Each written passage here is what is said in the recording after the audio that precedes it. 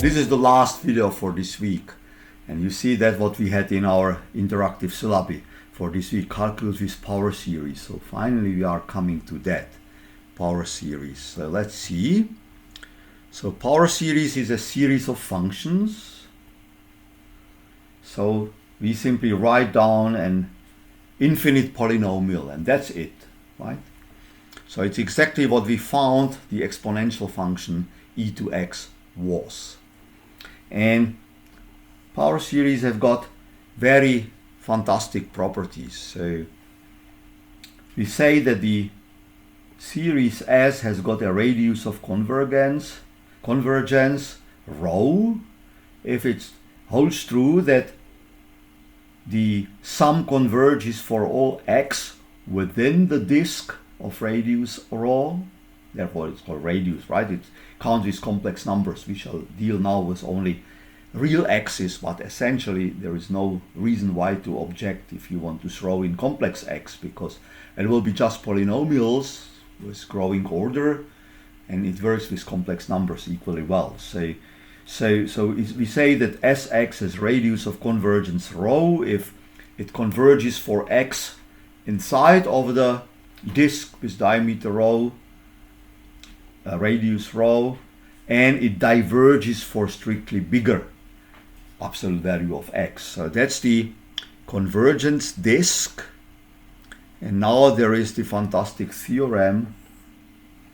So whenever you meet a power series, you can compute the number r, which will be the Limes superior of the nth root of the absolute values of an. So this comes from the root ratio test, right?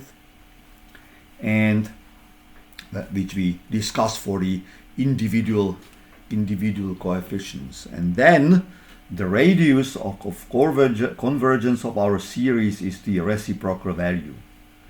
So equivalently, we may also do the same with the ratio test, not the root test. So that gives you also the explicit number r, and the reciprocal value of r gives you the radius of convergence. And the power series converges always absolutely on the whole radius of convergence, and it is continuous on it. So it's always continuous on the whole.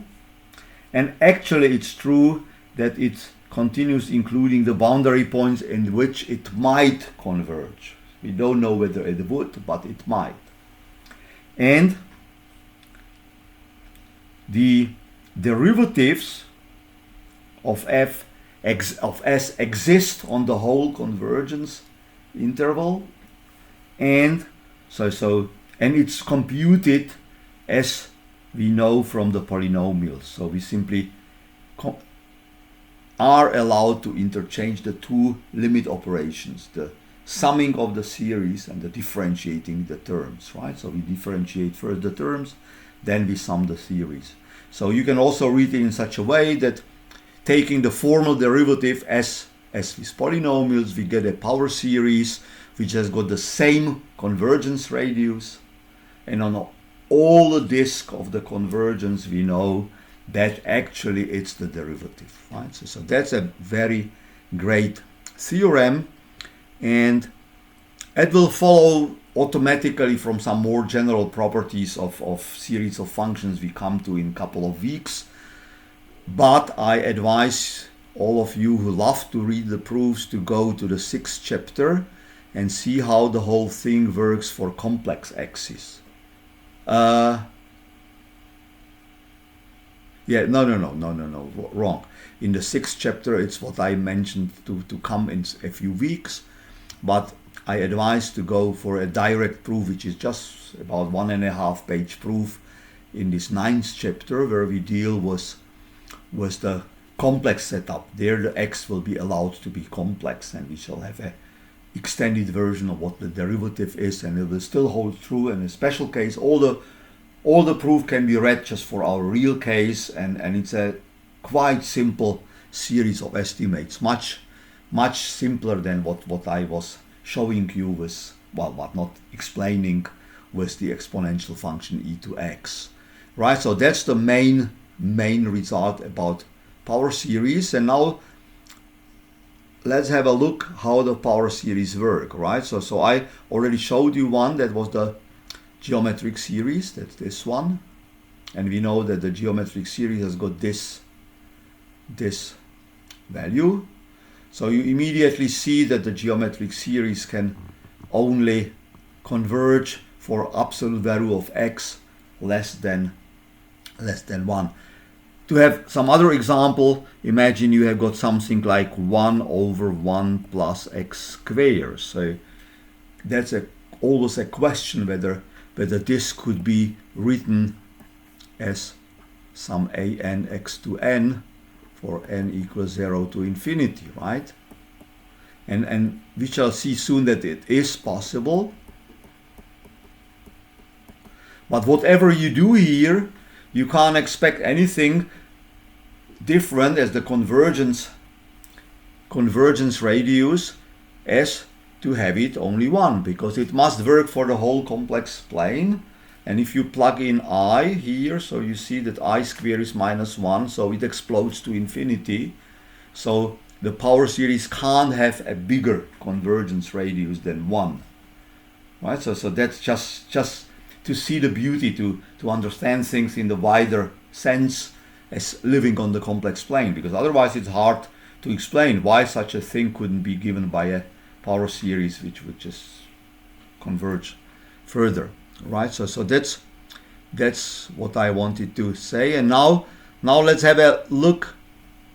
Let's have a look what we can deduce from our understanding of e to x, right? So just remember that e to x is 1 plus x plus 1 over 2 factorial x squared plus, and here would be 1 over k factorial x to k plus up to infinity, right? And now imagine we plug in the purely imaginary things, right? T is in R. So what we see is that e to it, it will sit on the unit. So here is I, here is 1 unit circle in the complex plane. And therefore you see that from our definition of sine and cosine by a picture, so this will be a point with coordinates cosine t plus I sine t, right? And this is exactly what we can see. We can also see that it's quite easy to check that the rule we use to define the e to x plus y in the real line will hold true also for the complex, for the power series. It's just some combinatorics looking at how the terms are, right? So and it will use our knowledge how to work with products of the series. So that's a nice exercise to check that this holds also for the complex plane. And now you can see that writing down the ET, you have got the real component and the imaginary component, and they correspond to the sine and cosine. So we see immediately that we can compute what the series for sine is, and we can use what the series of cosine is. We can compute the derivative and look at the derivative, and we see that the derivative of sine is cosine, and the derivative of cosine is minus sine, etc. We can also compute the trigonometric equations. We see immediately that the sine square plus cosine square is 1, and all the things are computed quite easily and in a straightforward way, like this kind of formula, and so on, right? So the tangent, cotangent, everything is computed in terms of power series. So now I can say that the sine and cosine are not only well-defined functions by a picture, but they are computable. They are computable via the power series. and there should be a picture somewhere, not here, somewhere else. I had a picture how many terms you have to compute to approximate your say sine or cosine nicely, so it will come somewhere else. Right, of course, the final comment on the power series, you can easily also expand power series in some different points. So you simply, instead of writing it as x to power n, you write x minus some center x0 in power n, and everything holds true as before, right? It's just the disk of the convergence with radius rho will be then around the point x0 instead of elsewhere. And you can also use some combinatorics to compute the inverse functions. So I think so. So here you see how we did this Arcus sine. I guess somewhere I also computed the power series for the logarithm. Here it is, perhaps. Yes, here is the power series for the logarithm.